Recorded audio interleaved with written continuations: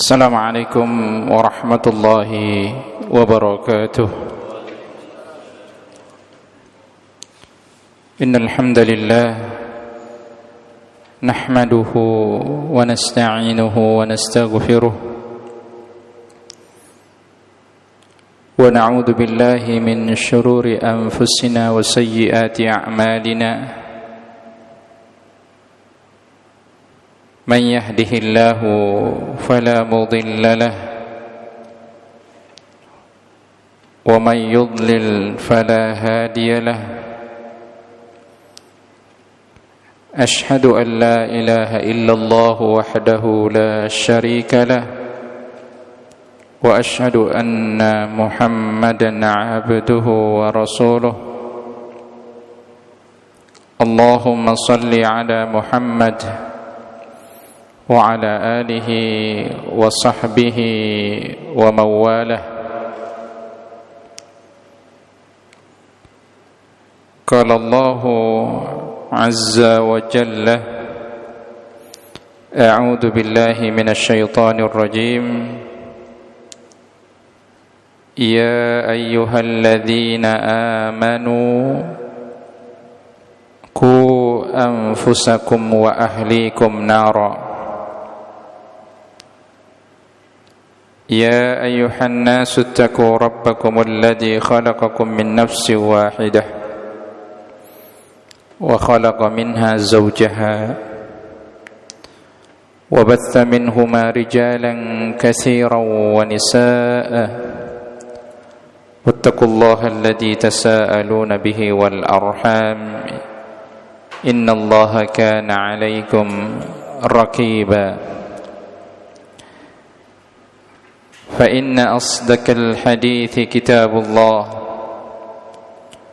وخير الهدي هدي محمد صلى الله عليه وسلم وشر الأمور محدثاتها وكل محدثة بدعة وكل بدعة ضلالة وكل ضلالة في النار. أما بعد. Kaum muslimin jemaah Masjid Asy-Syuhada yang senantiasa merahmatkan, mengharapkan rahmat dari Allah Subhanahu wa taala. Alhamdulillah, pada sore hari ini kita dipertemukan kembali oleh Allah Subhanahu wa taala dalam keadaan sehat. Semua ini merupakan nikmat dari Allah kepada kita agar kita senantiasa bersyukur dengan nikmat ini. Salawat dan salam semoga selalu tercurah kepada Nabi kita yang mulia, Nabi Muhammad sallallahu alaihi wasallam. Jemaah yang dirahmati Allah Subhanahu wa taala, pada kajian sore hari ini kita akan memfokuskan bahasan kajian kita mengenai pendidikan anak dalam Islam, tarbiyatul auladi fil islami. Kenapa ini penting untuk disampaikan? Saya rasa kita yang hadir semua di sini tentu punya anak. Ada yang mungkin usia anaknya masih tingkat SD, SMP, SMA, bahkan ada yang sudah masuk perguruan tinggi. Saya yakin juga kita yang hadir di sini pasti mengharapkan dari keturunan kita, anak-anak kita adalah anak-anak yang saleh. Dan pasti kita juga ingin mengetahui bagaimana cara mendidik anak, tentu sesuai dengan ajaran agama kita. Beberapa alasan kenapa kita harus mempelajari tema ini. Kalau kita ingin memberikan pendidikan kepada anak, kuncinya adalah kita harus belajar dulu. Bagaimana mungkin kita bisa memberikan pelajaran kepada anak kita sementara kita tidak pernah belajar? Itu yang pertama. Yang kedua, Bapak-bapak, saudara-saudara yang saya hormati, kita melihat akhir-akhir ini sangat miris sekali, Pak. Anak-anak usia remaja kita, usia-usia sekolah tingkat SD, SMP, SMA, di beberapa media diberitakan tentang perilaku-perilaku yang menyimpang dilakukan oleh anak-anak kita. Baru-baru ini kita mendengar di Cilandak kemarin ada seorang anak yang membunuh ayahnya, ibunya. Itu terjadi, Pak. Baru-baru ini kita juga mendengar ada anak SMP yang loncat dari lantai 4 sekolahnya, jatuh meninggal.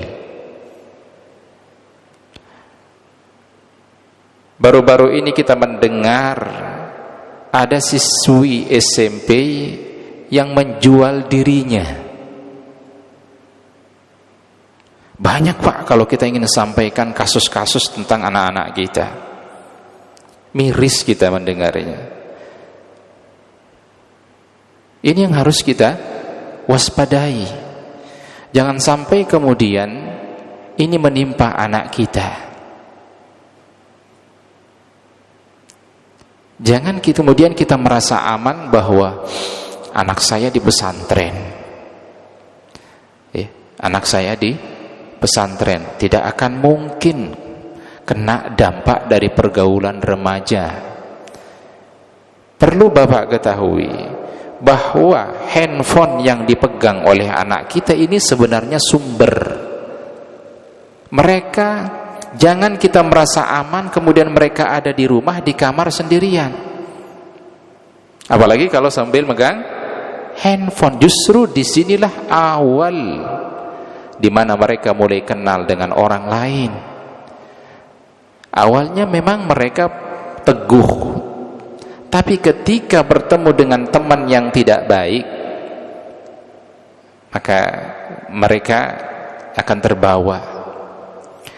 Maka orang tua, ayah dan ibunya lah yang kemudian harus paling banyak berperan, Pak, untuk bagaimana kemudian kita memberikan pendidikan Islam kepada anak kita. Apalagi kalau misalkan kita mengandalkan pelajaran agama di sekolahnya, misalkan. Ya, kita ketahui bersama kalau sekolah-sekolah umum, ya SMP umum, itu kan pendidikan agama Islam itu cuma 3 jam dalam seminggu. 2 jamnya dalam bentuk pertemuan klasikal materi, 1 jamnya dibikin proyek. Mana cukup, Pak? Itu pun kalau suatu saat gurunya tidak hadir karena rapat atau ada halangan, gurunya sakit dan lain sebagainya, ya, tidak bisa kita hanya mengandalkan pendidikan agama di sekolahnya. Maka rumah sebagai madrasah penting bagi anak untuk seorang ayah dan ibu bersama bagaimana memberikan keteladanan dan pendidikan yang baik bagi anaknya. Ya. Lebih baik kita melakukan pendekatan atau tindakan preventif sebelum terjadinya sesuatu yang tidak kita harapkan.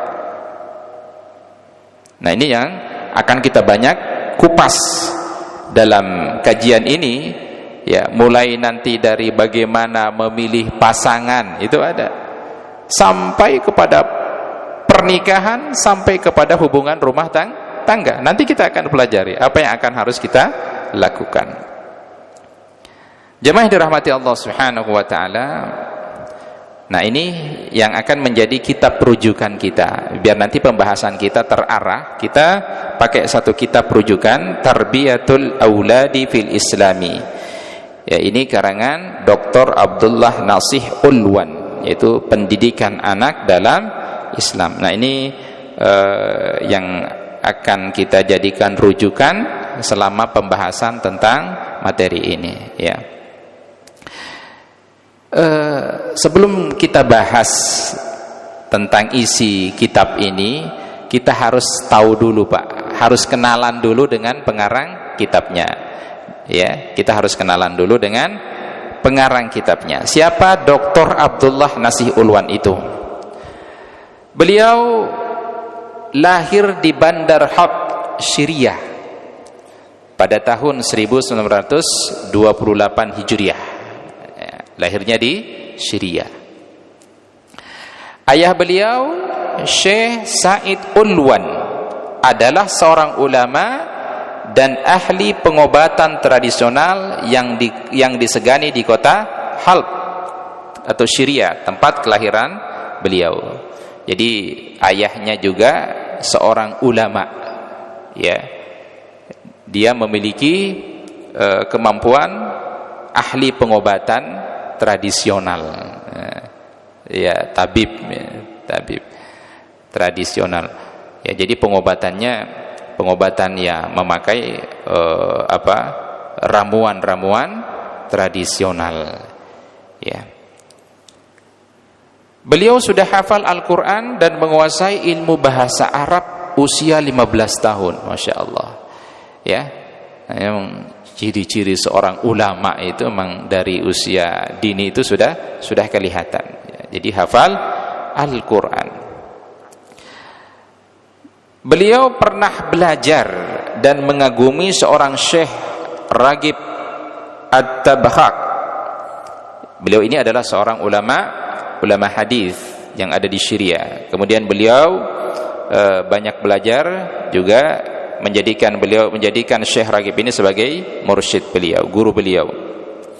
Dan pada tahun 1949 beliau memperoleh ijazah menengah tentang agama, sehingga beliau melanjutkan pendidikannya di Universitas Al-Azhar mengambil jurusan atau Fakultas Usuluddin, ya, tahun 1949. Jadi pernah belajar di Kairo, Mesir, Universitas Al-Azhar.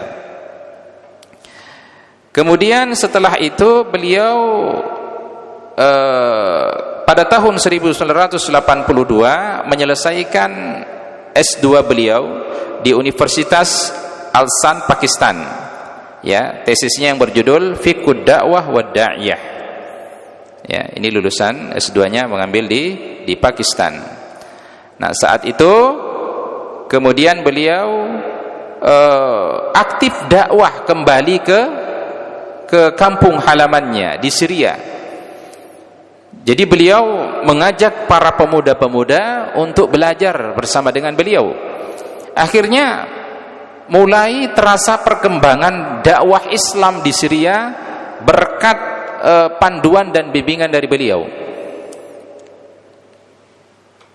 Namun yang sangat disayangkan, pemerintah Syria pada saat itu yang pahamnya adalah paham sekuler tidak menginginkan hal itu terjadi, sehingga dakwah beliau harus dihentikan, tidak boleh dilanjutkan, ya.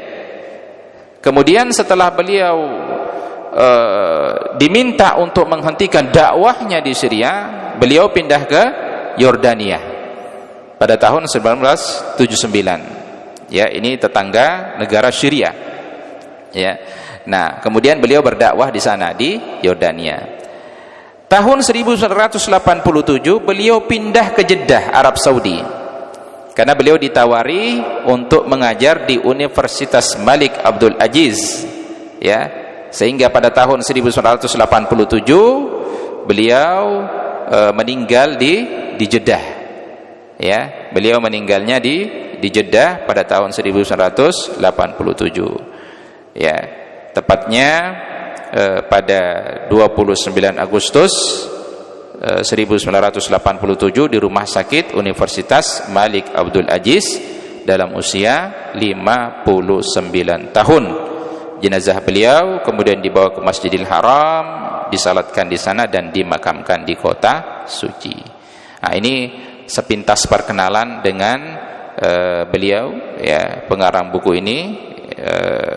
Mudah-mudahan kita yang mempelajari bukunya ini amalnya akan terus mengalir ke Dr. Abdullah Nasih Ulwan. Selain kitab yang akan kita bahas, banyak karangan-karangan beliau yang lain, ya, seperti Tarbiyatul Aulad fil Islam yang akan kita pelajari, Ila Warasat al-Anbiya, At-Takaful al-Ijtimaiyah fil Islam. Ini karangan-karangan beliau, ya. Beliau juga pernah menulis buku tentang Salahuddin Al-Ayyubi, pahlawan Islam, ya, Subhat warudud. Nah, ini karangan beliau yang lainnya selain yang akan kita pelajari. Jemaah dirahmati Allah Subhanahu wa taala, kitab yang kita pelajari ini terdiri dari 3 bagian. Bagian pertama itu ada 4 bab. Ya, pada bab pertama kita akan membahas tentang perkawinan ideal kaitannya dengan pendidikan. Ya, pada bab kedua, perasaan psikologis terhadap anak. Bab 3, aturan umum yang terkait dengan bayi yang baru lahir. Pada bab 4, penyebab berbagai penyimpangan pada anak dan terapinya. Ini bagian pertama. Pada bagian kedua, ini agak sedikit banyak pembahasannya sampai 7 bab. Ya, ini semuanya sudah bicara tentang tanggung jawab pendidikan iman, akhlak, ada fisik, intelektual, mental, sosial, sampai pada pendidikan seksnya, ya, itu semua akan dibahas pada bagian kedua ini. Nah, pada bagian ketiga, akhir dari pembahasan kitab ini terdiri dari 3 bab tentang metode pendidikan anak yang efektif, kemudian kaidah-kaidah dasar dalam pendidikan anak, serta yang terakhir ditutup dengan saran-saran penting untuk perkembangan pendidikan. Nah, ini yang mencoba nanti kita akan bahas setiap kali ketemuan biar bahasannya nyambung, ya, nyambung dari mulai pembagian 1, bagian kedua sampai dengan bagian ketiga, ya. Jemaah dirahmati Allah Subhanahu wa taala, sekarang kita masuk bagian pertama dalam pembahasan kitab ini, yaitu bab 1, ya. Az-zawajul mithaliyu wa wartabatuhu bitarbiyati, ya. Az-zawajul mithaliyu wa artabatuhu bitarbiyati, perkawinan ideal kaitannya dengan pendidikan. Ini bagian pertama, ya. Pada bab 1 ini ada 3 poin penting mengenai perkawinan, ya. Jadi ada 3 poin penting mengenai perkawinan. Yang pertama adalah az-zawaju fitratul insaniyati. Perkawinan itu adalah fitrahnya manusia, ya.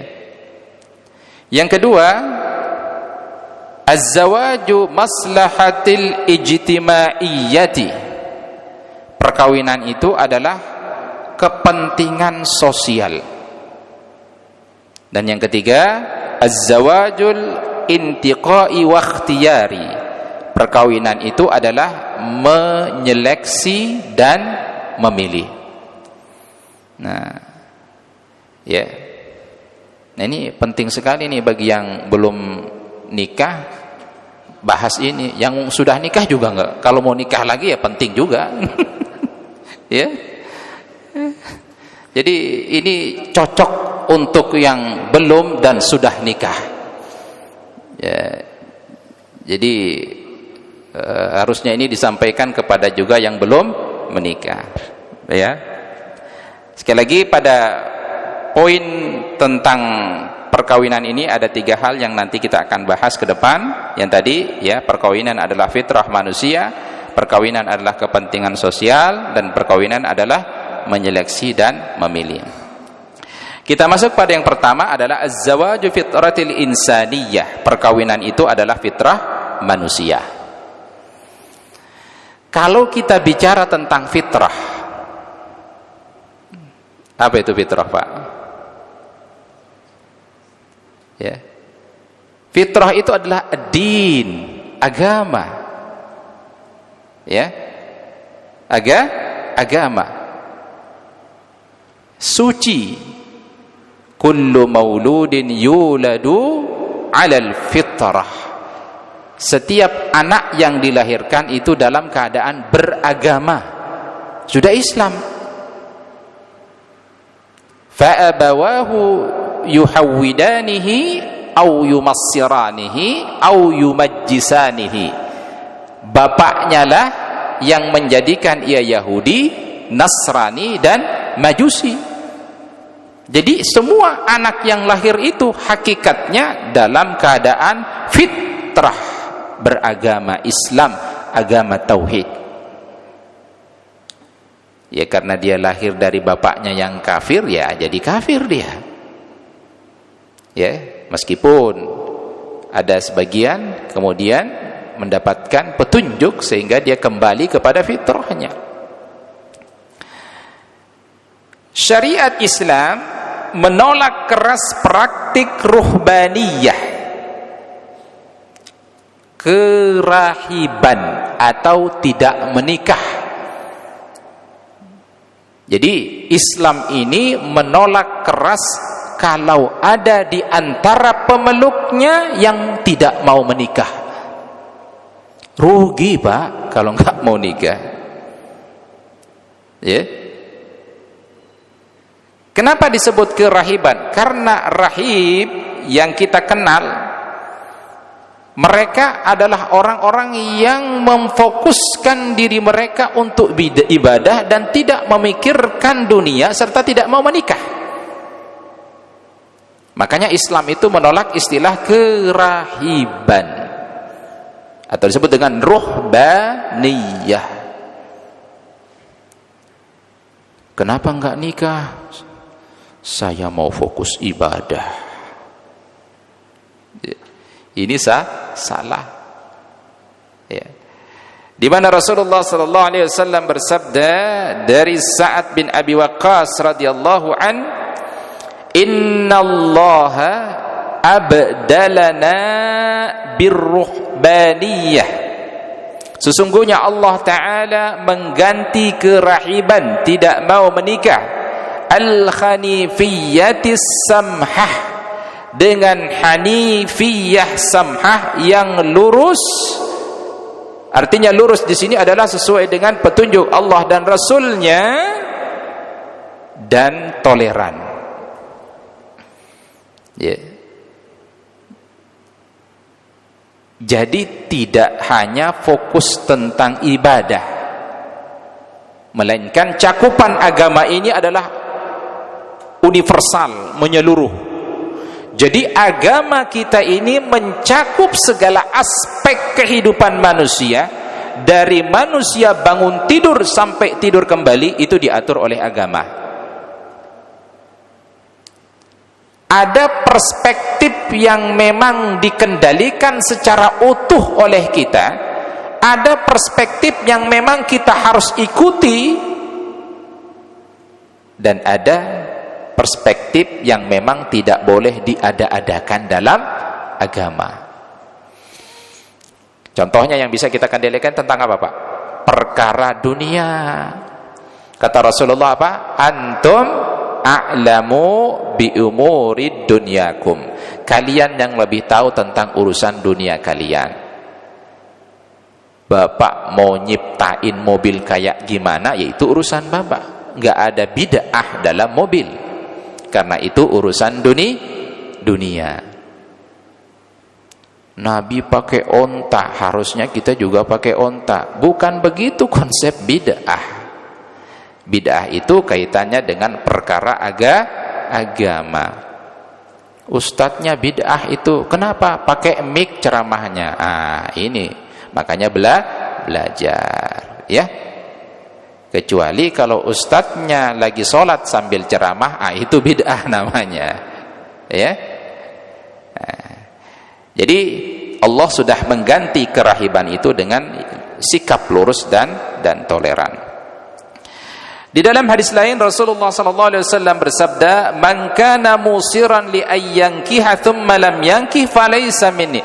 Barang siapa yang telah dimudahkan untuk menikah namun ia tidak mau, falaysa minni. Ancamannya tidak main, Pak. Enggak masuk golonganku, kata Nabi. Nabi tidak mau mengakui dia sebagai umatnya Nabi Muhammad jika dia mampu menikah tapi enggak mau menikah. Ya. Meskipun alasannya tidak mau diganggu untuk ibadah, tetap salah, Pak. Ada satu riwayat, 3 orang sahabat datang menemui Rasulullah di rumahnya langsung. Kebetulan Rasulullah tidak ada di rumahnya, yang ada istrinya. Ditanya oleh sahabat ini iseng bagaimana ibadahnya Rasulullah. Yang kan tahu istrinya, karena dia bersama istrinya 24 jam. Setelah dijelaskan oleh istri Rasulullah, Aisyah radhiyallahu anha, tentang ibadahnya Rasulullah, apa kata sahabat ini? Kita tidak akan mungkin bisa menyamai Rasulullah. Rasulullah itu dosanya sudah diampuni yang lalu dan yang akan datang.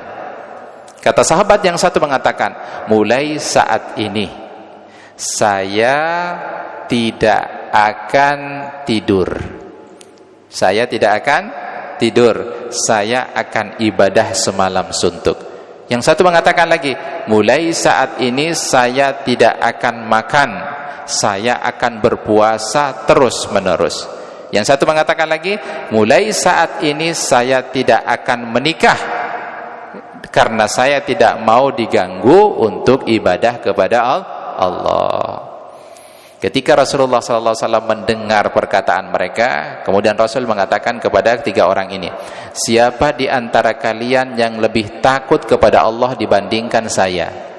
Siapa di antara kalian yang lebih bertakwa kepada Allah dibandingkan saya? Kata Rasul apa? Saya ini puasa, tapi saya juga buka. Saya ini ibadah, tapi saya juga tidur. Saya ini beristri. Barang siapa yang tidak mengikutiku, maka bukan termasuk umatku. Niat mereka mau fokus ibadah dengan tidak menikah, tidak tidur, dan tidak makan, ternyata salah besar. Ya, bukan itu yang diharapkan.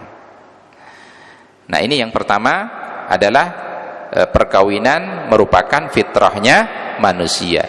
Jadi kalau ada yang tidak mau menikah berarti bertentangan dengan fitrahnya. Jemaah dirahmati Allah Subhanahu wa taala. Kemudian yang kedua, az-zawaju maslahatil ijtimaiyah. Perkawinan adalah kepentingan sosial. Kenapa?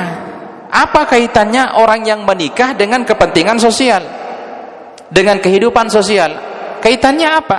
Ada enggak hubungannya dengan kehidupan sosial orang yang menikah? Ada.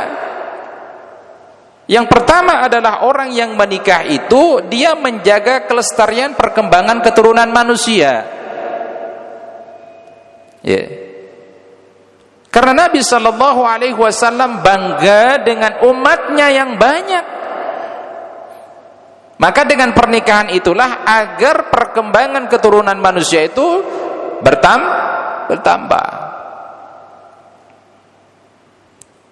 Ya ayyuhan nas, wahai manusia, bertakwalah kepada Allah. Rabbakumul ladzi khalaqakum min nafsin wahidah. Tuhan kamu yang telah menciptakan kamu dari jiwa yang satu. Wa ja'ala minha zawjaha, dia menjadikan pasangannya. Ya. Kemudian dari pasangan itu wabatta fiha, Allah mengkembangbiakkan laki-laki dan perempuan. Ya, Allah menciptakan pasangan kita, istri kita itu supaya apa? Supaya berkembang lebih banyak laki-laki dan perempuan. Ya. Wa batha minhuma rijalan katsiran wa nisaa. Supaya laki-laki dan perempuan berkembang lebih banyak. Ya. Yang kedua adalah menyelamatkan manusia dari penyimpangan akhlak. Ada sebagian manusia yang berpikir tidak mau menikah tapi ingin merasakan kepuasan.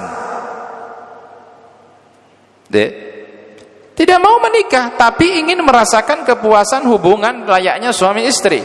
Akhirnya yang terjadi apa? Kita mendengar ada istilah apa? Kumpul kebo. Ada pergaulan bebas, hubungan suami istri tanpa ada ikatan pernikahan. Dengan pernikahan masyarakat diselamatkan, Pak, dari penyimpangan akhlak ini. Ya. Ada orang yang punya prinsip seperti itu, tidak mau menikah tapi ingin merasakan. Ini kan penyakit. Sehingga apa? Muncul penyakit-penyakit baru yang kita kenal, misalkan sifilis, AIDS. Ya. Makanya menikah itu adalah solusi agar terhindar dari penyakit. Ya. Ini yang bahaya, Pak. Dan itu merajalela. Muncul penyakit kelamin, ya, muncul kutil dan lain sebagainya, muncul penyakit-penyakit baru yang sebelumnya kita tidak kenal. Makanya hikmah pernikahan itu, kata Rasulullah sallallahu alaihi wasallam, ya ma'syaras syabab, wahai para pemuda, man istata'a minkumul ba'a falyatazawwaz. Siapa yang di antara kalian yang mampu menikah, maka nikahlah. Fa innahu aguddul basar, karena menikah itu menundukkan pandangan. Wa ahfadal faraj, menjaga kemaluan. Fa illam yastati' fa alaikum bisiyam. Jika kamu tidak mampu menikah, maka puasa. Puasa. Saya perhatikan kamu akhir-akhir ini puasa terus nih. Puasa Daud lagi. Oh iya, saya ingin menghidupkan sunnah Daud. Ternyata dia belum menikah, Pak. Yeah. Karena dengan puasa itu menundukkan pandangan sebagai perisai wija. Maka inilah hikmah pernikahan, ya. Yang ketiga adalah yang tadi kita sampaikan, menyelamatkan masyarakat dari berbagai penyakit. Yang merajalela, Pak.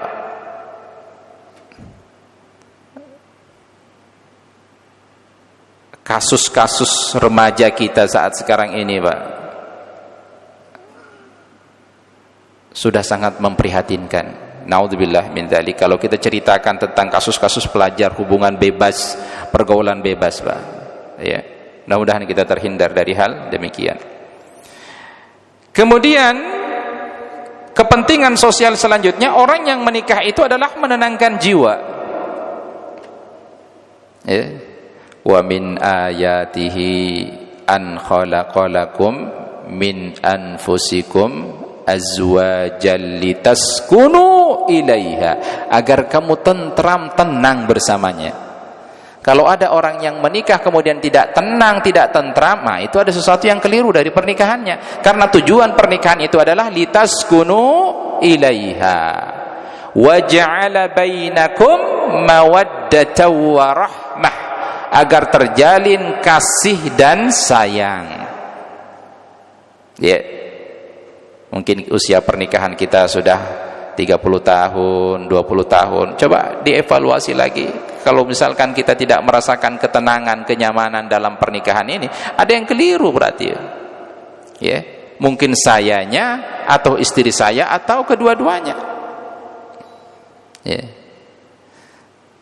Nah, ini yang harus diperhatikan. Karena bagaimanapun pernikahan ini adalah sepanjang di mana kita hidup dengan pasangan kita, Pak. Ketika mertua kita, ayah dari istri kita, kemudian menyerahkan anaknya kepada kita, dan itu menjadi tanggung jawab kita, maka sangat disayangkan sekali kalau kemudian pilihan dari sebagian orang tua itu bukan melihat kepada faktor agama seseorang suami. Ya. Iku pasanganmu kerja di mana? Di Toyota. Langsung terima. Aman kalau udah kerja di Toyota. Ya. Pokoknya kalau kerja di Toyota sudah aman. Ya. Dulu saya dapat cerita, Pak, nggak tahu di sini apa di mana, salah satu karyawan Ustadz dulu tahun 80-an, orang-orang kampung kalau tahu kerja di Toyota, Pak, diburu, Pak, suruh dinikahin sama anaknya. Dulu orang kerja di Toyota itu, Pak, nggak ada apa-apanya pekerjaan PNS dibandingkan orang kerja di Toyota. Masya Allah, ya. Jadi tiket VIP ya kalau udah kerja di Toyota. Silahkan pilih yang mana kamu sukai, yang penting kerja di Toyota. Allahu Akbar, ya. Jadi mungkin kita saat sekarang ini yang sudah merasakan perjalanan pernikahan kita, kemudian status kita berubah menjadi seorang bapak, yang dimana kita akan mengantarkan anak gadis kita, anak laki kita untuk mencapai pernikahan yang sama dengan kita rasakan. Ya. Maka tugas bapak itu adalah bagaimana mencari pasangan yang tepat buat anaknya. Idza ja'akum man tardawna dinakum, kata Rasulullah, apabila datang seorang laki-laki kepada kalian yang kalian ridai agamanya, falyatazawwad, nikahilah dia dengan anak kalian. Jika kalian tidak nikahi, maka tunggulah kehancuran, mafsadatu fil ardh, kehancuran di bumi, kata Rasulullah. Ya. Jadi Pak, kalau kita punya anak gadis yang datang melamar, kita yakini bahwa agamanya bagus, akhlaknya bagus, sholatnya bagus, langsung nikahi. Ini kadang belum apa-apa sudah ditanya duluan, kerja di mana? Duh, tanya dulu kerja di mana, berapa gajinya, sudah punya rumah belum, ya, sudah punya mobil belum? Maaf Pak, saya hanya guru ngaji. Oh, guru ngaji. Ya udah, kapan-kapan kalau sudah sukses datang lagi ke sini ya. Kasihan, ya Allah. Hanya label guru ngaji nggak mau diterima lamarannya. Kerjanya di mana? Saya marbot, Pak. Apalagi marbot. Ya. Ya Allah. Ya. Jadi kalau kita melihat sudah baik akhlaknya, agamanya, nikahkan dia. Ya. Saya nggak punya apa-apa Pak, tapi saya punya hafalan Quran, insya Allah jadi imam terbaik bagi anak bapak. Bismillah. Ya. Bismillah. Ada satu anekdot nih, ini cerita. Allahu a'lam benar apa ini, anekdot aja ya, jangan diteruskan ya anekdot ini. Ada satu cerita.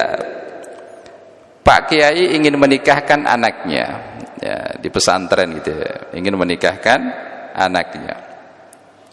Terdengarlah oleh 3 santrinya yang memang kepingin menikahi anak Pak Kiai. Ya, anaknya cantik gitu ya. Ya. Akhirnya 3 orang ini memberanikan diri menghadap kiainya. Kemudian mereka menyatakan keinginan mereka untuk melamar anak kiai. Kata Pak Kiai, kamu siapa namanya? Saya Tariq Pak Kiai. Coba hafalkan surah At-Tariq. Wah, yang terakhir udah gemeteran tuh. Wassama'i hafal. Ya. Kamu siapa namanya yang kedua? Syamsul Pak. Coba hafalkan surah Syam. Hafal. Kamu siapa namanya yang ketiga? Namanya Imron Pak. Namanya Imron. Saya namanya Imron Pak Kiai, tapi biasa dipanggil Kulhu. Suruh hafal Ali Imran belum hafal dia, ya. Ya Allah. Taib. Nah, jadi yang kedua adalah perkawinan adalah kepentingan sosial. Jadi inilah urgensinya pernikahan itu, menjaga kelestarian perkembangan keturunan, menyelamatkan masyarakat dari penyimpangan akhlak, menyelamatkan masyarakat dari berbagai penyakit, serta menenangkan jiwa. Jemaah dirahmati Allah Subhanahu wa taala. Kemudian ini yang tadi satu lagi ya, kerjasama suami istri ya untuk membina rumah tangga dalam mendidik anak. Nah, ada satu hadis diriwayatkan oleh Ibnu Majah. Rasulullah sallallahu alaihi wasallam bersabda, "Mastafadal mu'minu ba'da taqwallah azza wa jalla khairan lahu min zaujatin salihah." Tidak ada yang lebih bermanfaat bagi seorang mukmin setelah takwa kepada Allah adalah lebih baik dari istri yang salihah. Lebih baik daripada istri yang salihah. Ya. In amraha ata'atuhu. Jika suami memerintahkannya, maka ia taat. Wa in nadara ilaiha sarrathu. Jika suami memandangnya, maka ia menyenangkan. Wa in aqsama 'alaiha abarrathu. Bila suami memberinya bagian giliran, ia patuh. Wa in ghaba anha nasahtuhu fi nafsihi wa malihi. Dan jika ia ditinggal oleh suaminya, ia menjaga diri dari diri dan harta suaminya. Nah, ini yang kita harapkan, seperti inilah pasangan kita. Ya. Di mana Rasul mengatakan, ya, setelah takwa yang paling bermanfaat bagi orang beriman itu adalah memiliki istri yang salihah. Jika dipandang menyenangkan, masya Allah, ya. Ya. Kalau memandang istri pulang kerja, capeknya hilang nggak Pak? Makin capek bahkan. Kalau ada yang makin capek, ini perlu dipertanyakan. Ya. Mungkin usia-usia pernikahan kita setahun 2 tahun, tapi kan sekarang kalau yang pulang mandang anak, gitu ya, katanya capeknya jadi hilang kalau anak-anak kita udah dipandang. Ya. Ini kalau mandang istri, Ustaz, makin capek saya. Ya. Jadi harusnya itu menyenangkan. Makanya istri-istri kita itu sampaikan kepada istri kita, Bun, misalkan, Mi, ya, dalam waktu 30 menit insya Allah saya tiba di rumah. Biar dia siap-siap dandan. Kalau dia buka pintu, istri dalam keadaan sudah dandan, kan kita senang gitu. Yang dikhawatirkan kita buka pintu dia baru bangun tidur. Nah, ini yang repot. Ya. Maka innadara ilaiha sarratu. Jika dia dipandang, dilihat, dia menyenangkan. Ya, meskipun usianya sekarang mungkin sudah 40 tahun, 50 tahun, tapi memandangnya itu justru menyenangkan. Bahkan kita tidak akan pernah tergoda pandangan kita kepada wanita lain selain kepada istri kita, karena dia menyenangkan. Bahkan ketika kita jauh dari dia, dia mengangankan. Ya. Ini kadang ada orang yang pingin jauh dari istrinya. Sengaja nanya, ada dinas luar enggak ya? Bahkan enggak dapat lembur, dia mau lembur asalkan jangan pulang. Ya, ini repot ini ya. Ya Allah, ya. Kemudian jika ia ditinggal, ia menjaga diri dan harta suaminya. Jadi suaminya yakin betul bahwa istrinya itu bisa menjaga. Ya. Istrinya bisa menjaga diri dan bisa menjaga hartanya. Tayyib jamaah dirahmati Allah Subhanahu wa ta'ala. Nah, inilah pentingnya bagaimana memiliki istri yang salihah. Ya. Keharmonisan rumah tangga itu bukan ditemukan saat pertama kali kita menikah usia 1 tahun 2 tahun. Sepanjang pernikahan itu maka kita harus memunculkan keharmonisan di dalam rumah tangga kita agar terus bertahan. Ya. Suami juga jangan terlalu kaku, mentang-mentang pemimpin rumah tangga bawaannya main nunjuk aja. Ya. Harus punya perasaan dalam memimpin rumah tangga. Katakan qaulan karima, qaulan ma'rufa, qaulan layyina.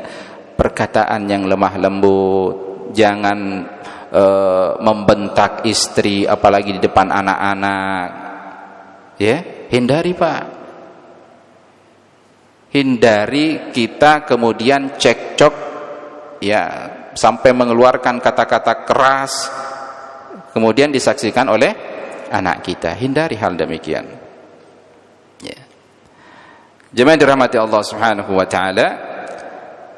Kemudian selanjutnya adalah yang ketiga, az-zawajul intiqai wa ikhtiyari. Perkawinan itu menyeleksi dan memilih. Ya. Bukan kalau istilah beli kucing dalam karung, tapi bagaimana kita memilih dan menyeleksi siapa orang yang paling tepat buat kita dan anak kita. Ya, makanya kita katakan tadi seorang bapak masih punya tanggung jawab untuk memilih pasangan buat anaknya. Kalau misalkan anaknya memperkenalkan pasangannya, nanti calon pasangannya kepada kita, kita cari tahu siapa dia, ya, dari keturunannya bagaimana, harus cari tahu Pak.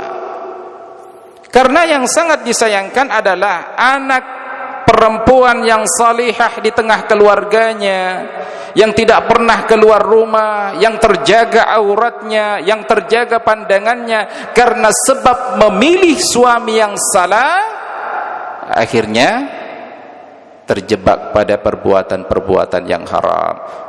Dulu dia pakai jilbabnya tertutup karena suaminya yang salah, yang keliru, sekarang sudah tidak pakai jilbab. Dulu dia bertahan di rumah, sekarang sudah mulai keluar sendiri. Ini karena salah memilih pasangan. Karena sejatinya perempuan itu ada pada pasangannya. Meskipun dalam ketaatan la ta'ata li ma'siyatillah, tidak ada ketaatan bermaksiat kepada Allah. Tapi karena pemimpinnya tidak kenal agama, istrinya yang tadi adalah istri yang salehah bertemu dengan yang pendurhaka, jadi terbawa. Hati-hati Pak. Makanya jangan sampai kita terlena, dia orang kaya, punya jabatan, ya, kasihan anak kita. Ya. Maka dalam pembahasan ketiga ini, perkawinan itu adalah menyeleksi dan memilih. Kalau misalkan dia punya pasangannya, calon pasangannya, kita harus tahu, ya, bagaimana orangnya, apakah dia taat agamanya, ya, itu yang harus diketahui. Memilih itu harus atas dasar agama. Jadi memilih itu harus atas dasar agama, bukan jabatan, bukan pangkat, bukan harta yang menjadi prioritas, tapi yang menjadi prioritas adalah dasarnya agama. Tungkihul mar'atu li arba'. Perempuan itu dinikahi karena 4 hal. 5 liha karena hartanya, wali hasabiha karena keturunannya, wali jamaliha karena kecantikannya, wali diniha karena agamanya, farru bidzatid din tarabat yadak, maka dahulukanlah karena agamanya, kamu akan selamat. Jadi kalau kita misalkan kita punya anak laki-laki atau kitanya belum menikah, maka perhatikan 4 kriteria ini. Wajar kalau orang memilih pasangan karena harta, wajar kalau orang memilih pasangan karena pengin keturunannya, wajar kalau orang memilih pasangan karena cantiknya dan agamanya. Maka yang harus didahulukan adalah agamanya. Tapi Ustadz mukanya biasa-biasa saja, dahulukan, ya, dahulukan, ya. Karena itu lebih baik bagi kamu, kata Allah, daripada perempuan yang cantik, ya, punya keturunan ningrat, hartanya banyak tapi durhaka kepada Allah. Lebih baik mukminah yang tampangnya buruk, miskin tapi beriman kepada Allah, ya. Maka dahulukanlah nilai agama. Nah, ini ada satu riwayat, ya, diriwayatkan oleh Imam Tabarani dalam kitab Al-Awsat dari Anas bin Malik radhiyallahu an, kata Rasulullah apa? Barang siapa menikahi wanita karena kehormatannya, jabatannya, maka niscaya Allah hanya akan menambahnya kehinaan yang niatnya nyari pasangan karena jabatan, ya. Barang siapa yang menikahi wanita karena hartanya, niscaya Allah tidak akan menambah kepadanya kecuali kemiskinan. Barang siapa yang menikahi wanita karena keturunannya, maka Allah akan menambahkan kerendahan pada dirinya. Dan barang siapa yang menikahi seseorang wanita karena ingin agar dia terjaga pandangannya, menjaga kemaluannya, atau menghubungkan silaturahmi, Allah akan berkahi dia dan akan berkahi istrinya. Ada satu kisah pada zaman Rasulullah, namanya Julaibib. Julaibib ini dikenal sebagai sahabat yang miskin, golongan rendah, punya tampang, maaf, yang kurang menawan, hitam, ya. Kalau orang melihatnya tidak akan melihat kedua kali, tidak dipandang. Julaibib ini dikucilkan, ya, orangnya miskin, tidak punya apa-apa, jelek, hitam, dikucilkan, Pak, ya, dianggap rendah karena dilihat dari tampangnya. Suatu ketika Rasul sallallahu alaihi wasallam bertanya kepada Julaibib, "Wahai Julaibib, apakah kamu mau menikah?" Kata Julaibib, "Ya Rasul, adakah perempuan yang mau sama saya? Adakah orang tua yang mau menjadikan saya sebagai menantunya?" Ya. Kata Rasulullah sallallahu alaihi wasallam, di ujung kota Madinah ada seorang Ansar, dia memiliki anak gadis, maka aku akan datang kepadanya dan melamarnya untukmu. Kata Julaibib ini, dia tidak mau, pasti yakin, apalagi yang didatangi itu adalah keturunan punya bangsawan, orang Ansar yang kaya raya, punya anak cantik, yang dimana orang-orang para pedagang, para dermawan itu pingin menikahi anaknya ini. Disuruh Julaibib oleh Rasulullah untuk melamar dia. Kemudian Rasulullah SAW datang ke rumah Ansar ini bersama dengan Julaibib. Rasul mengatakan kepada orang tuanya, "Aku datang hendak melamar." Kata Rasulullah. Senang, Pak, orang tuanya. Yang datang Rasulullah melamar. Dikiranya Rasul sendiri yang mau melamar. Senang dia. Dia langsung lari ke istrinya menceritakan bahwa Rasul datang, dia ingin melamar putri kita. Istrinya juga senang. Udah, yang gak usah ditolak, langsung saja kalau Rasulullah datang.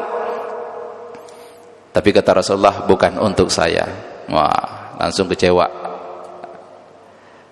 Dia penasaran, untuk siapa Rasul? Rasul menunjukkan di belakangnya, untuk Julaibib. Seketika itu ibu bapaknya tidak mau, Pak. Tidak mau. Lihat tampang Julaibib begitu. Sehingga antara ibu dengan bapak terjadi obrolan, didengar sama anak gadisnya yang ada di kamarnya ini. Kemudian anak gadisnya mengatakan, wahai ayah dan ibu, apakah kalian mau mengadakan pilihan lain selain dari pilihan Rasul Allah? Bayangin Pak, perempuan yang salihah berkata kepada orang tuanya, apakah akan ada pilihan lain selain yang telah dipilih oleh Rasulnya? Ketika anaknya berkata demikian, maka orang tuanya pun mengizinkan untuk menikah dengan Julaibib. Tapi dalam riwayat itu disebutkan, sebelum terjadi pernikahan itu, Rasul kemudian dengan para sahabat yang lain berjihad, berperang, qadarullah, sebelum menikah Julaibib meninggal dunia syahid di jalan Allah.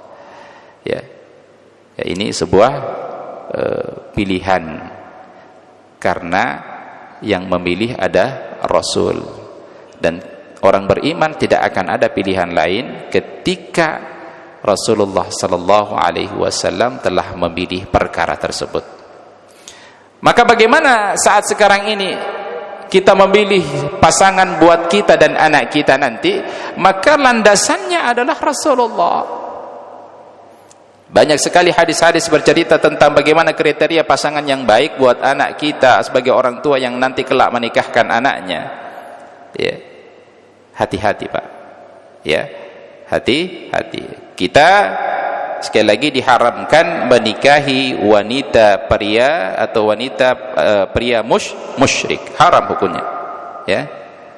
Dalam Quran surah Al-Baqarah 221 Allah katakan bahwa perempuan yang beriman itu lebih baik daripada perempuan yang kafir.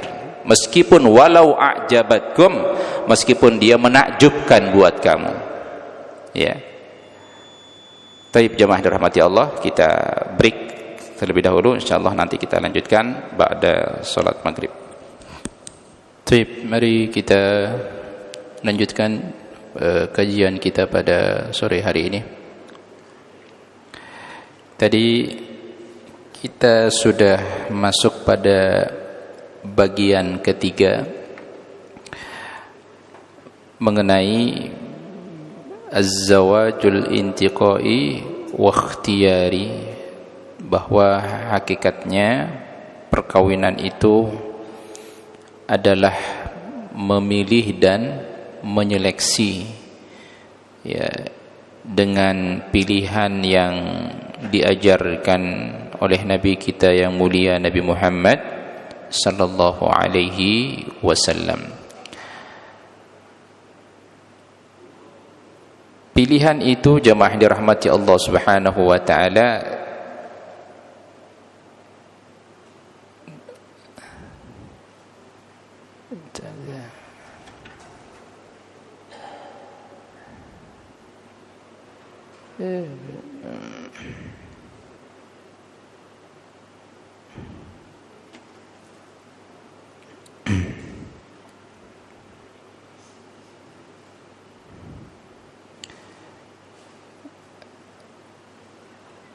yang pertama adalah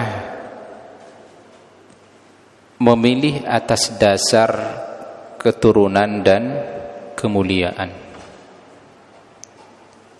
Kenapa ini penting sekali? Bahwa sebelum kita memilih siapa yang akan menjadi calon istri kita atau kelak anak kita, pastikan yang dipilih itu tentu perempuan yang subur, ya, yang kelak akan banyak memberikan kita keturunan. Sebagaimana Rasulullah sallallahu alaihi wasallam bersabda, apa kata beliau? Ya, hati-hatilah kalian terhadap khudra'ud diman. Khudra'ud diman itu adalah tumbuhan hijau yang tumbuh di atas kotoran hewan. Para sahabat bertanya, apa yang dimaksud dengan hudra'ud diman itu wahai Rasulullah? Ya, maka Rasul mengatakan hudra'ud diman itu adalah perempuan yang amat cantik tapi tumbuh dewasa di tempat yang buruk. Ya, meskipun dia cantik kemudian memiliki akhlak yang buruk, maka itu bukan menjadi satu patokan pilihan. Yang tadi disampaikan adalah memilih atas dasar dia memiliki keturunan. Diriwayatkan oleh Ibnu Majah, Ad-Darqutni dan Hakim dari Aisyah radhiyallahu an, Rasulullah sallallahu alaihi wasallam bersabda, "Takhayyaru linutfikum wa ankihul akiffa." Pilihlah tempat untuk air mani kalian dan dikahilah oleh kalian sekalian wanita yang sederajat. Jadi hadis ini menjelaskan kepada kita bahwa memilih perempuan yang dapat banyak melahirkan anak itu lebih diutamakan. Dan tentu juga kemuliaan-kemuliaan yang lain dijelaskan oleh Rasulullah sallallahu alaihi wasallam. Kemudian yang kedua adalah utamakan orang yang jauh. Ya. Jadi kalau kita punya anak, mau menikahkan anak kita, utamakan keluarga yang jauh, orang yang jauh. Ya. Maksudnya apa? Di dalam satu hadis Rasulullah sallallahu alaihi wasallam mengatakan, yang disebutkan di dalam kitab itu, ya, bahwa walaqad athbata ilmul wirathah, di dalam ilmu tentang genetik disebutkan anna az-zawaja bil qirabah, bahwasanya pasangan yang dinikahkan itu memiliki hubungan kedekatan, ya, yaj'alun naslu dha'ifan, maka lahir memiliki IQ yang lemah. Disebutkan oleh Syekh Dr. Nasi Ilwan dalam kitabnya itu. Ya. Min nahiyatil jism, lemah jasadnya. Jadi lemah pikirannya, lemah tubuhnya. Ya.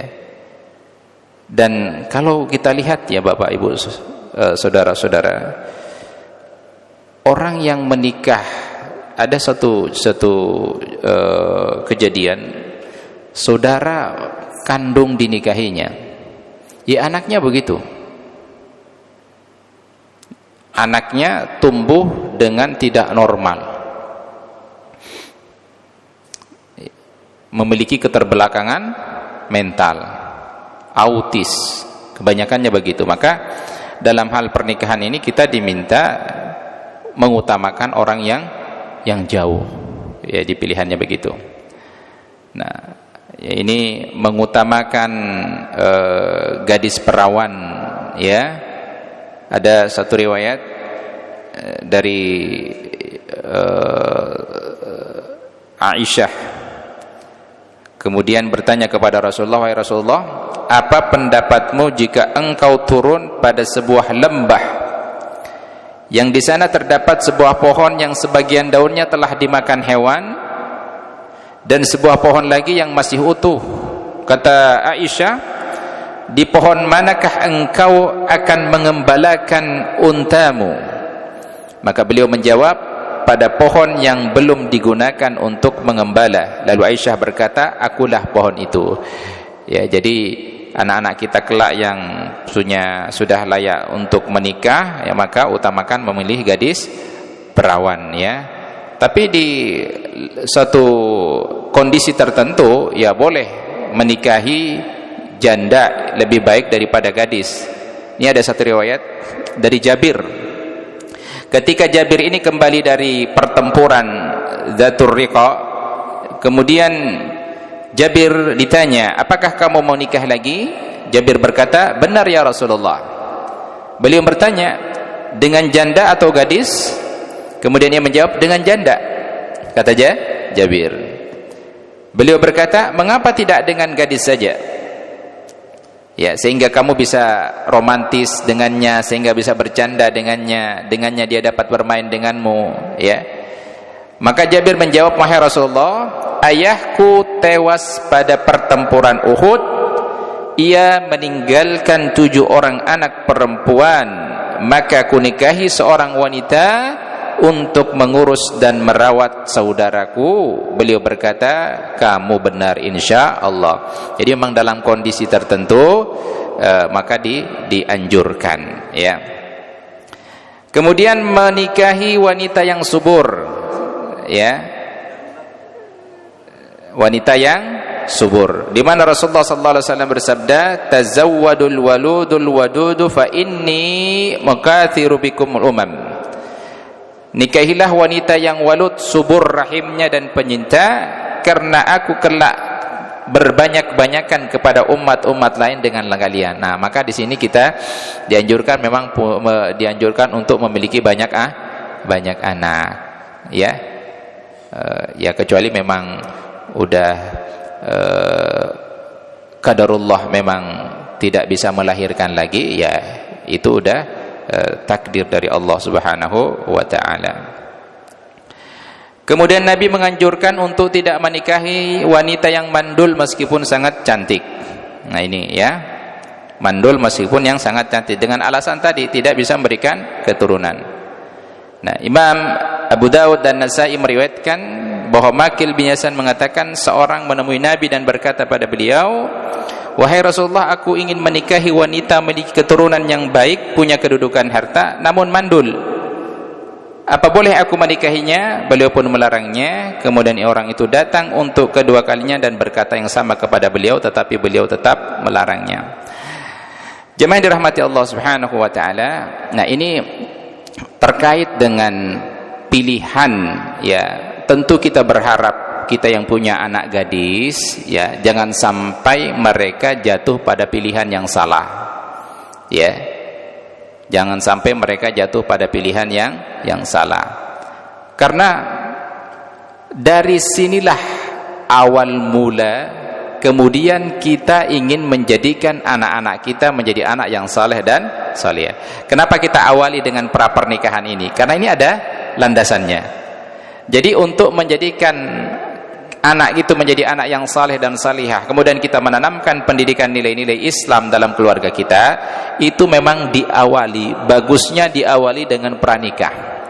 Tetapi kalau kita belum mengetahui ilmunya, pada saat pranikah kita belum mendapatkan ilmunya, kemudian kita bertekad untuk menjadikan keluarga kita yang keluarga yang baik sesuai dengan syariat Allah, maka itu juga dianjurkan bagi kita untuk mempelajari bagaimana kriteria pendidikan yang sesuai dengan ajaran Allah di tengah keluarga kita. Nah, jemaah yang dirahmati Allah Subhanahu wa ta'ala, akan kita dapati di beberapa tempat, ya, di beberapa kejadian ada ketidaksinkronan antara harapan orang tua dengan kenyataan yang terjadi pada anaknya, ya. Dan ketidaksinkronan keadaan anak antara di rumah dengan di luar. Kita sebagai pendidik banyak sekali menemukan kasus di mana anak itu menurut laporan orang tuanya adalah anak yang pendiam, anak yang patuh, anak yang taat, ketika disuruh langsung mau, tapi justru bertolak belakang dengan apa yang disampaikan oleh orang tuanya. Justru dia sering membuli temannya, ya. Justru dia sering bikin keonaran di kelas, mengganggu pelajaran dan lain sebagainya. Nah, inilah yang kemudian seorang bapak dan ibu bukan cuma sekedar menyelesaikan kewajibannya saja mencari nafkah, terutama bapak. Ya, jadi seorang bapak itu bukan cuma sekedar menyelesaikan kewajibannya mencari nafkah kemudian berlepas diri terhadap pendidikan anak. Itu tidak benar, Pak. Sampai kapanpun predikat bapak itu kalau masih kita sandang, maka kewajiban kita tetap akan ada dalam mendidik anak kita. Ya. Jadi jangan kemudian mengatakan inilah urusan ibu aja dah, anak-anak saya enggak tahu apa-apa. Bahkan lebih tragisnya lagi, ada seorang ayah yang tidak tahu anaknya kelas berapa. Ada seorang ayah yang tidak tahu, pas dia mau ngambil rapot anaknya, itu sekalinya dia ngambil, ditanya sama gurunya, "Bapak, anaknya kelas berapa?" Bingung, kelas berapa ya anak saya? Naudzubillahi min dzalik. Ya. Nah, ini ada Pak fakta nyata hal demikian. Ya. Maka al-madrasatul ula, pendidikan pertama yang didapatkan oleh anak itu di mana? Di rumah. Ya. Bapak enggak usah teriak-teriak kalau ingin memberikan contoh pada anaknya, menyuruh anaknya. Enggak usah teriak-teriak. Cukup berikan keteladanan. Anak itu akan meniru kebiasaan bapaknya. Jangan heran kalau anak kita malas sholat, disuruh sholat, ayo sholat sana, kitanya masih duduk. Enggak usah nyuruh Pak. Bapak menyaksikan atau memperlihatkan kepada anak kita, kita wudu, ya, kemudian kita memakai pakaian yang bagus, kemudian kita pergi ke masjid, itu anak dengan sendirinya akan melihat kebiasaan bapaknya. Gimana mungkin anak tergerak nyuruh sholat, kita main catur? Sama, kita minta anak kita jangan merokok sambil merokok. Kamu jangan ngerokok, nah jangan kayak bapak tapi sambil merokok. Jangan kayak bapak tapi sambil merokok. Gimana? Nggak sinkron Pak. Ya. Karena anak kita ini gambaran masa depan kita. Allah titipkan anak ini kepada kita. Yang tadi awal kita sampaikan, kullu mauludin yuladu 'alal fitrah. Allah titipkan anak itu kepada kita dalam keadaan fitrah, beragama, tauhid dibawa. Kemudian kita sebagai seorang bapak lah yang kemudian bagaimana menjadikan anak itu, bukan sekolah. Hadis itu bukan menyebutkan kemudian sekolahlah yang menjadikan ia Yahudi, Nasrani dan Majusi, tapi bapaknya lah yang menjadikan ia Yahudi, Nasrani dan Majusi, bukan sekolah. Sekolah itu adalah lembaga formalitas yang menghadirkan sosial bagi anak. Kadang kalau kita diingetin sama gurunya, "Pak, Bu, tolong ingatkan anaknya besok murojaah setoran hafalan ini." "Ngapain harus saya lagi sih Bapak Ibu, kan saya sudah bayar SPP." Nah, ini keliru. Dikiranya kalau udah bayar SPP tanggung jawabnya udah selesai. Ya. Tetap akan ada selamanya.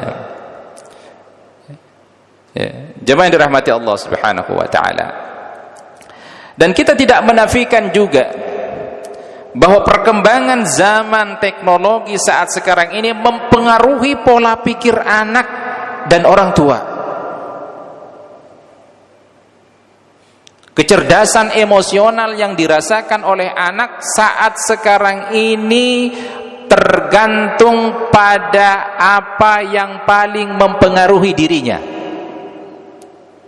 Coba Pak, anak kecil Pak, umur 3 tahun 2 tahun sudah bisa mengoperasiokan handphone Pak. Bayangin Pak, pernah nggak diajarin dia gimana buka YouTube? Pernah nggak diajarin? Enggak Pak, tiba-tiba dia tahu. Bahkan Pak, bapak aja nggak tahu, dia udah tahu. Ya. Saat sekarang ini kita tidak boleh menafikan itu terjadi. Kita terima. Ada yang bingung, Pak Ustadz, bagaimana caranya supaya anak saya nggak main handphone? Pertanyaannya, gimana caranya supaya anak saya nggak main handphone? Mau tahu caranya Bapak Ibu? Gimana Ustadz? Ambil handphonenya.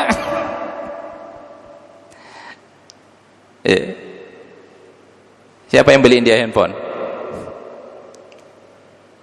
Yang beliin handphone dia siapa, Pak? Ya kita, bapaknya. Terus kita juga yang bingung gimana supaya dia tidak berhenti. Kalau gini masih aman, Pak. Tapi kalau udah dibalik gini, sudah mulai. Kalau udah balik begini anak kita, hati-hati, Pak. Berjam-jam dia duduk itu nggak terasa, Pak. Masih begini aman nih. Oh, masih ada tetap. Nah, kalau udah begini, Pak, hati-hati dia, ya. Tangannya sudah dua, ya. Ya, pinter Pak anak kita. Ya Allah. Nah, inilah. Maka panduannya apa? Quran dan hadis Rasulullah sallallahu alaihi wasallam.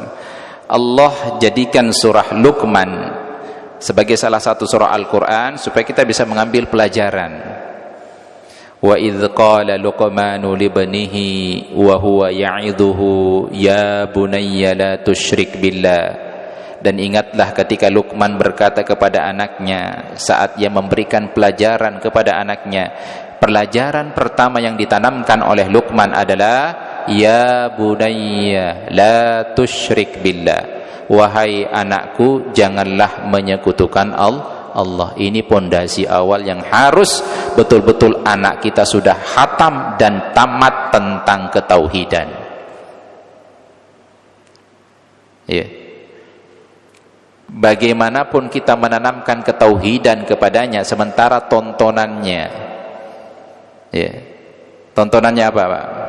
Dewa, ya, apalagi ada film-film peri yang sekali hadap-kadabrak jadi, anak kita niru itu, ya. Ini dia akan mendapatkan informasi yang bertentangan dengan apa yang kita sampaikan. Maka anak kita dari kecil itu sudah diajarkan tauhid.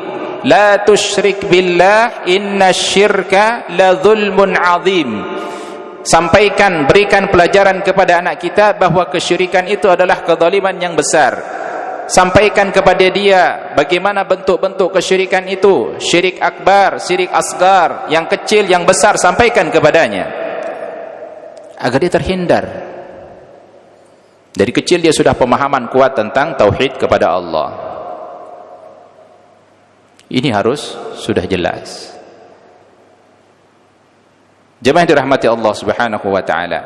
Maka pendidikan anak dalam Islam ini adalah madal hayah, sepanjang hidup, Pak. Tidak berhenti. Ada orang mengatakan ketika anak saya, Ustadz, sudah punya suami, itu urusan suaminya. Benar. Itu menjadi urusan tanggung jawab suaminya. Tapi sebagai seorang anak, ayah, kita juga punya kewajiban untuk bagaimana mengingatkan dia ketika dia berjalan menyalahi aturan-aturan Allah. Ya.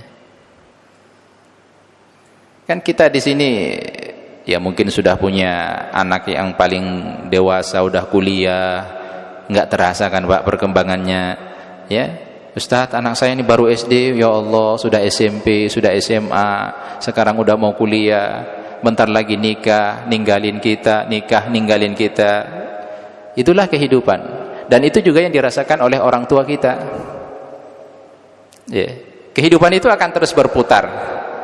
Kita akan merasakan, ya, lama kelamaan kita pun menjadi tua. Umur kita sudah 30, bertambah 40, bertambah 50, bertambah 60. Kekuatan sudah mulai melemah. Kemudian kita sudah jadi kakek, sudah punya cucu. Ya, itulah kehidupan itu, Pak. Dan kita harus jalani. Yang paling kita perhatikan adalah siklus perputaran kehidupan ini merupakan sunnatullah yang setiap orang akan merasakannya. Allah memberikan kita umur sampai kita dewasa, meskipun ada di antara kita yang nanti yang tidak disampaikan ke sana karena sudah diwafatkan. Kita yang sudah sampai arba'ina sanah 40 tahun diajarkan oleh Allah dalam Al-Quran, Rabbi auzi'ni an ashkura ni'mataka allati an'amta alayya wa ala walidayya wa an a'mala salihan tardahu wa aslih li fi durriyati. Kita mohon kepada Allah, Pak. Ya Allah, umur saya sudah 40 tahun, umur saya sudah 50 tahun, Tuhanku, ya, berikanlah aku petunjuk untuk selalu bersyukur kepadamu atas nikmat yang Kau berikan. Ya Allah, saya sudah 10 tahun kerja di Toyota, saya sudah 20 tahun kerja di Toyota di tempat ini. Banyak orang-orang yang pingin daftar kerja di sini tapi tidak bisa. Engkau tunjuk saya kerja di sini. Ya Allah, syukur kepada Allah. Saya sudah lama bekerja di sini, saya sudah punya rumah, punya kendaraan, ya. Syukur kepada Allah. An ashkura ni'mataka allati an'amta alayya. Tidak lupa wa ala walidayya, dan orang tuaku. Ya. Dan orang tuaku, ya Allah. Ayah kita yang mungkin sudah wafat, doakan kepada Allah. Di setiap doa-doa waktu mustajab, doa kepada Allah. Allahumma ighfir lahu warhamhu wa'afihi wa'fuan. Mohon kepada Allah. Karena proses perjalanan hidup kita ini, Pak, pagi siang malam, pagi siang malam, itu terus berputar.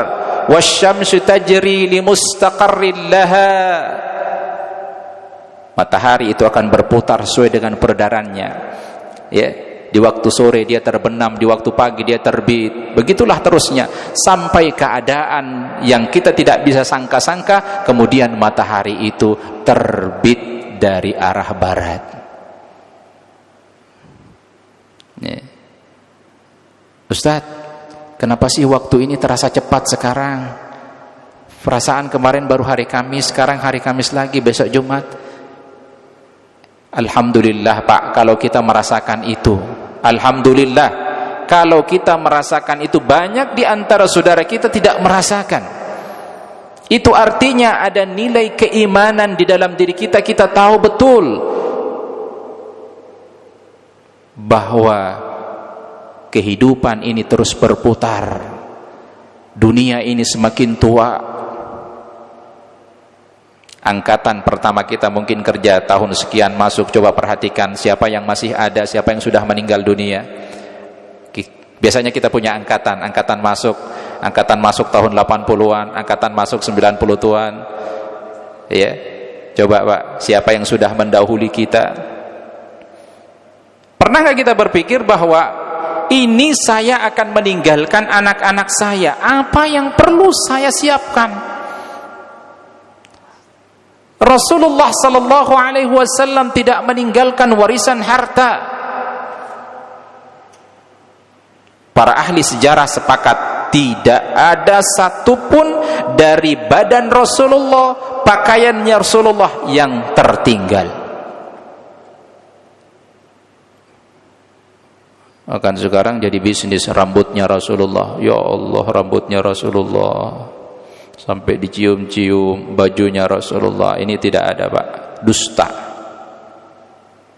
Ya, dusta. Karena yang Rasulullah tinggalkan apa? Taraktu fikum amraini. Aku tinggalkan kepada kalian dua urusan, dua perkara. In tamassaktum bihima lan tadillu abada. Jika kalian berpegang kepada dua perkara ini, kalian tidak akan pernah tersesat selamanya. Kitab Allah wa sunnati, Al-Quran dan sunnahku. Itulah yang ditinggalkan oleh Rasulullah. Ya, makanya kita khawatir kalau kita meninggalkan generasi-generasi yang malas, generasi-generasi yang penakut, generasi-generasi yang cengeng. Ya. Tanamkan kepada anak-anak kita kekuatan. Ajarkan dia supaya dia bagaimana bisa mandiri. Jangan apa-apa harus bapaknya. Tanamkan kebiasaan-kebiasaan yang baik bagi mereka. Karena nanti mereka akan menjadi amal jariah kita, Pak. Ya. Sungguh sangat miris. Ada orang tua yang meninggal dunia karena anaknya tidak bisa baca Quran, akhirnya manggil orang hanya untuk bisa baca Quran. Ya. Dan banyak lagi perkara-perkara yang lain. Maka tarbiyatul aulad fil Islam, pendidikan anak dalam Islam ini cakupannya mulai anak itu kemudian dalam kandungan ibunya. Apa kebiasaan istri kita biasanya, Pak, kalau kita mengandung? Kalau istri kita mengandung anak kita, kebiasaannya apa? Ya. Maka dari situ sudah masuk pendidikan. Istri kita yang mungkin hamil saat ini, suruh perbanyak ibadah kepada Allah, mendengarkan ayat-ayat Al-Quran, hindari nyanyian-nyanyian syaitan, ya. Itu akan merasuk, Pak. Ketika dia lahir, maka apa yang harus kita lakukan? Ya, mungkin ada khilaf di kalangan ulama, Ada yang membolehkan mengadhankan, ada yang tidak boleh membolehkan ketika bayi lahir. Ada yang ulama membolehkan karena itu adalah kalimat pertama yang harus diajarkan kepadanya. Ada sebagian ulama tidak membolehkan karena azan itu syariatnya adalah hanya untuk sholat. Ya. Nah, setelah dia lahir, apa yang kita lakukan? Umur dia 1 tahun, 2 tahun, 3 tahun. Karena bayi yang lahir itu Allah titipkan kepada kita. Allah percaya kepada kita. Dan itu tanggung jawab kita. Seorang ayah bertanggung jawab tentang pendidikan agama anaknya. Seorang ayah bertanggung jawab tentang keadaan istrinya.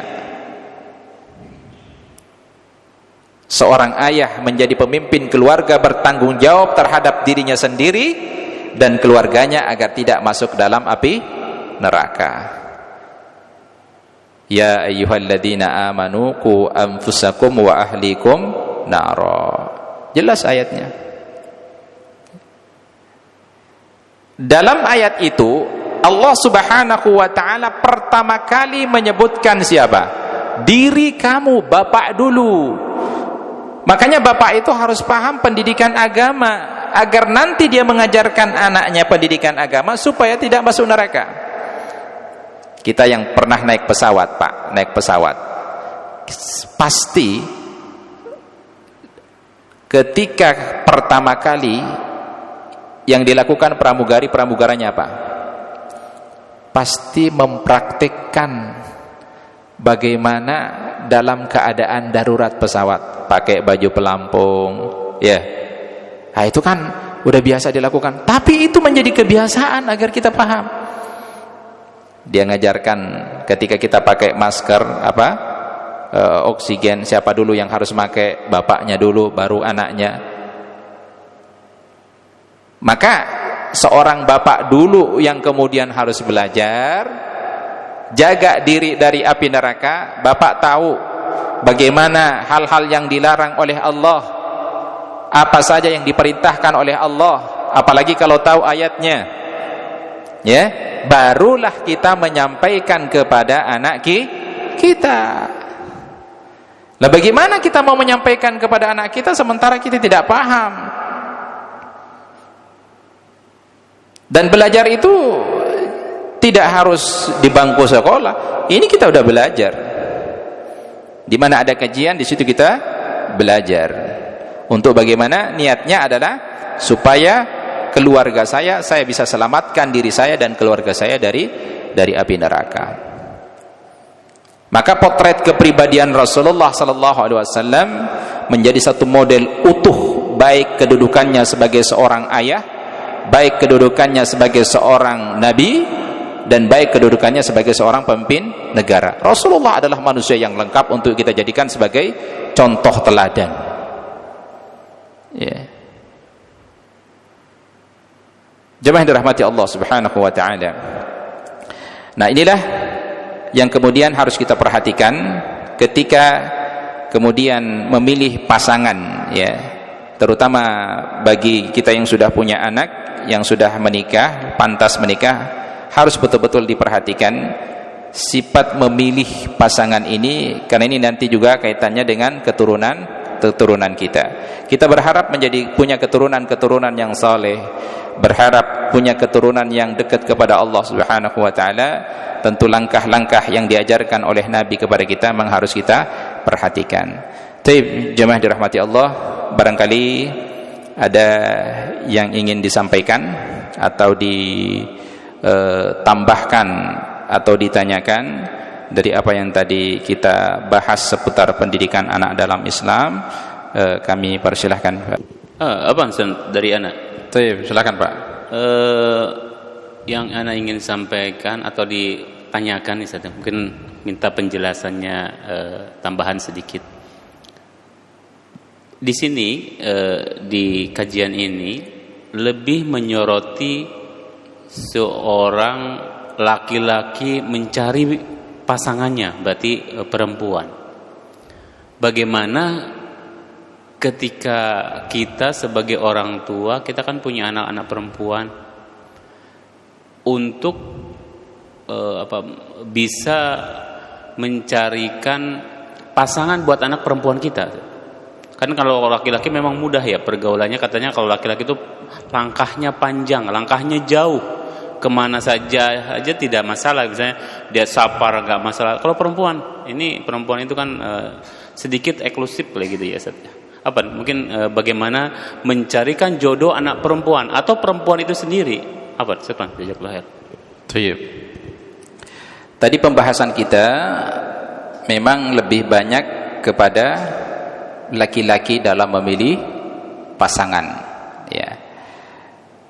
Pertanyaannya, kita sebagai seorang ayah punya anak perempuan, tentu kita berharap kelak dia mendapatkan suami yang baik. Bagaimana Islam kemudian memandang atau hal-hal yang akan dilakukan oleh seorang ayah ketika dia memilih pasangan buat anaknya? Pertama, seleksi yang diajarkan oleh Rasulullah sallallahu alaihi wasallam, memilih, nikahilah perempuan, ya, hartanya, kecantikannya, keturunannya, agamanya, dahulukanlah karena agamanya, maka engkau akan selamat.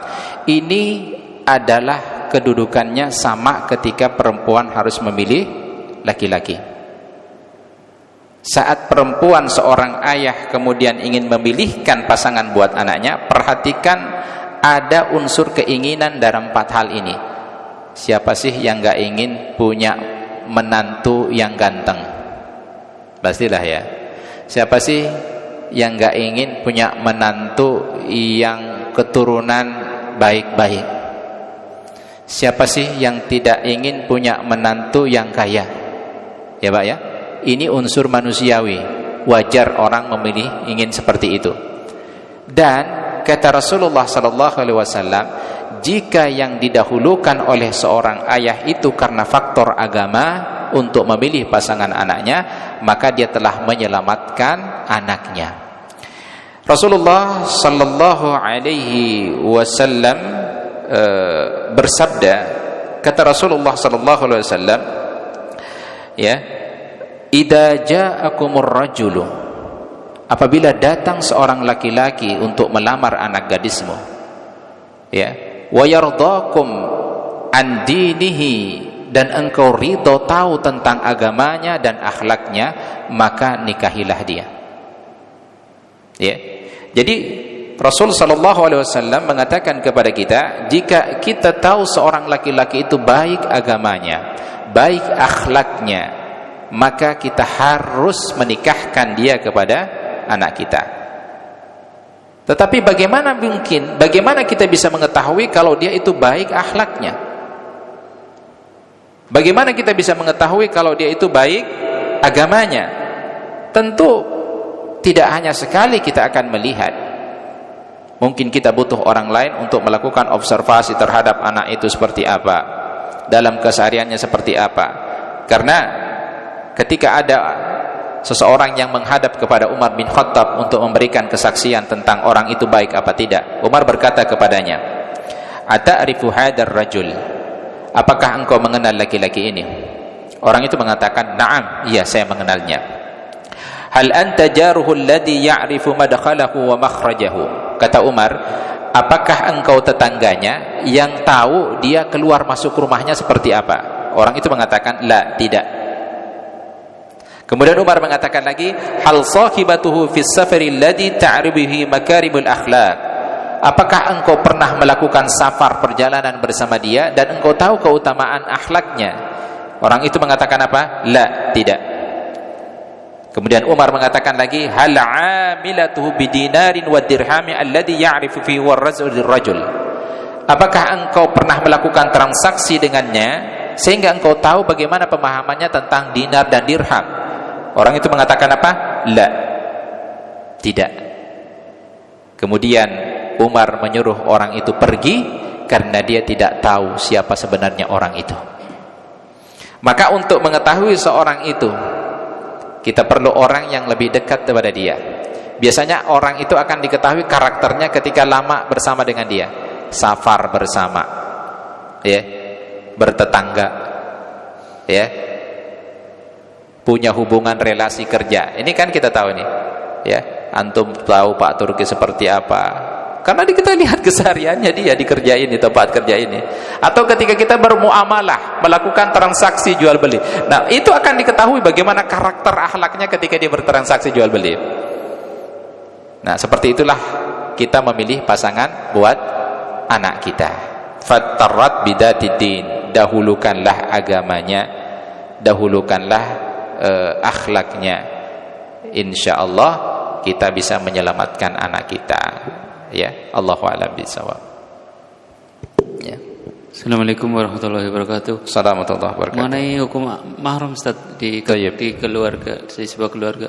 Kan kita biasanya ada anak sepupu gitu ya. Sama anaknya kakak ipar, itu termasuk keponakan yang mahram atau gimana? Statusnya itu. Anaknya sepupu ya.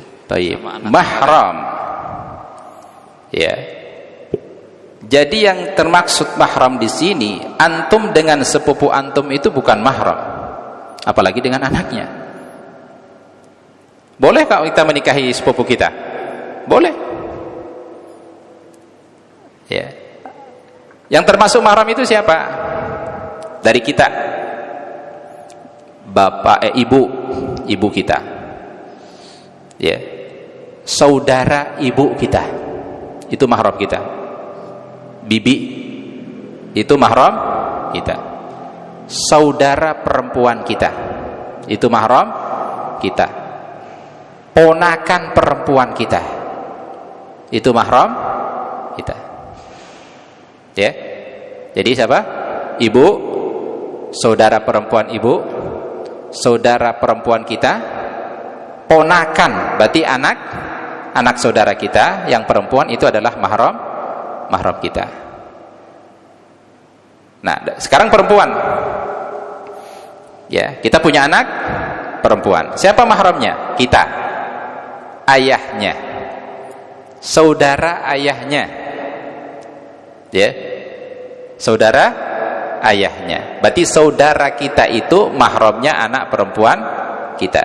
Siapa lagi? Kakeknya. Saudara laki-lakinya. Keponakan laki-lakinya itu adalah mahramnya. Selain itu bukan mahram. Yang tadi antum tanyakan anak sepupu itu bukan mahramnya. Wajib menutup aurat di depan sepupu. Apalagi kakak ipar, itu bukan mahram kita. Ya. Nah, kita punya anak perempuan. Kemudian kita punya anak juga perempuan yang punya suami. Anak perempuan kita yang kedua, adiknya, itu bukan mahram suami istri kita. Paham ya? Maka kita harus ngajarin kepada anak perempuan kita, kalau misalkan kita tinggal satu rumah dengan menantu kita, menantu laki-laki kita, kalau tinggal satu rumah, jangan sampai anak perempuan kita yang belum menikah menampakkan aurat di depan menantu kita. Allahu a'lam bishawab. Ya. Ya. Tadi ketika perempuan tidak disebutkan saudara perempuan dari ayah kita, tidak termasuk. Tadi hanya dari ibu kita, dari ayah kita tidak. Apa? Iya, saudara ayah dari perempuan, saudara perempuan. Ini yang laki-laki apa yang perempuan ini? Laki-laki. Saudara perempuan ibu kita. Saudara perempuan ayah itu juga mahram kita, ya. Anaknya bukan mahram kita, karena itu udah sepupu kita, ya. Jadi saudara laki-laki ayah, saudara perempuan ayah, saudara perempuan ibu kita itu adalah mahram kita. Tapi kalau anaknya jatuhnya sudah pada sepupu kita, dan itu bukan mahram kita. Allahu a'lam. Ya.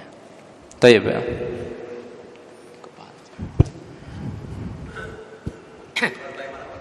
Assalamualaikum warahmatullahi wabarakatuh. Waalaikumsalam warahmatullahi wabarakatuh. Pendidikan anak yang sekarang itu bisa bilang lebih sulit Pak Ustadz daripada waktu saya kecil. Dulu waktu saya masih kecil. Contohnya gini, Tat. Waktu saya masih kecil, kita itu ngaji gampang, Tat.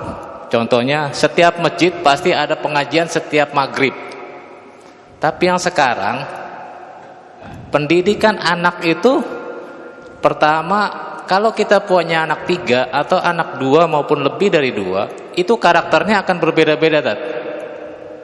Sekarang yang ditampilkan pada usia dini PAUD, hampir semua orang tua karakteristik untuk pendidikannya semuanya berpatokan kepada dunia. Dalam tanda kutip hampir sebagian atau mungkin ya. Untuk agamanya hanya sebagian kecil. Contohnya di tempat kita saja, tempat saya misalnya. Misalnya anak saya hanya sekolah saja dan les 1 misalnya. Hanya ikut les gitu. Akan dibandingkan dengan tetangga kita yang anaknya lesnya berpuluh-puluh, bahkan ada les piano, les apa gitu, Tat. Padahal usia dini itu kalau menurut saya, Tat, diperkuat dulu dengan akidah. Tapi anak kecil itu usia PAUD itu tidak langsung jelek langsung main akidah gitu, Tat. Yang sekarang itu pertama sulitnya mencari di tempat saya, Tat, khususnya guru-guru agama untuk minimal membelajarkan Iqra. Kalau dulu waktu kecil saya gampang, Tat. Setiap musola, setiap masjid pasti maghrib ada. Sekarang sudah hampir ada sih, ada beberapa, cumannya hampir tidak ada, Tat. Yang timbulnya apa? Dibukalah pengajian-pengajian di rumahnya masing-masing. Akhirnya timbullah Salafi, Wahabi semua gitu. Jadinya yang pengajiannya banyak itu bisa dibilang yang tanda petik itu sesuai dengan sunnahnya gitu. Tapi padahal belum tentu gitu. Ada yang pengajiannya sedikit, sebenarnya menurut saya itu betul gitu. Tapi karena sedikit, anak saya jadi nggak mau gitu. Itu yang kita agak susah mengasih tahu anak kita gitu. Karena anak kita kan waktu PAUD itu kan bukan belajar, cari temen berarti maksudnya. Cari temen sembari belajar. Akhirnya saya berpatokan ya sudah, dia belajar saja kemana, yang penting dia bisa ngaji, intinya gitu Tat. Apakah itu benar Tat? Karena setiap anak itu beda-beda. Ada yang mau ngaji, ada yang mau belajar, ada yang mau itu Tat. Bagaimana untuk mensiasati dengan karakter anak-anak kita yang beda-beda Tat? Itu aja Tat. Terima kasih. Masya Allah. Maknya ya.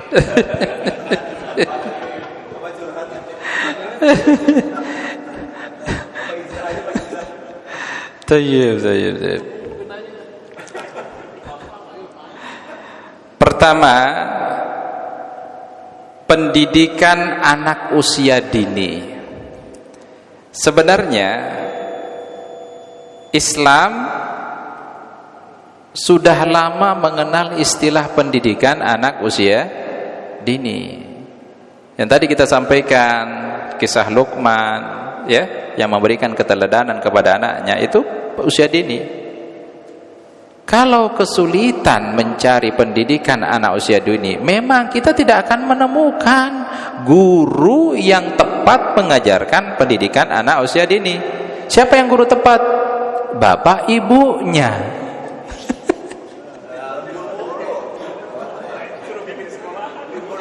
Gak usah Pak nyari kemana-mana gurunya. Kita itu guru buat anak kita.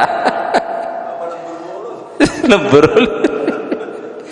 Ya, gak usah kita carikan sekolah ini untuk dia. Kita sebagai guru, istri kita sebagai guru dia di rumah. Kesulitan Ustadz mencarikan guru ngaji, kitanya yang harus ngaji Pak, biar bisa mengajar anak kita ngaji. Kesulitan apa lagi? Kesulitan Ustadz menanamkan pendidikan tauhid, kita yang belajar tauhid Pak, bukan mencari guru les. Ya, jadi di mana?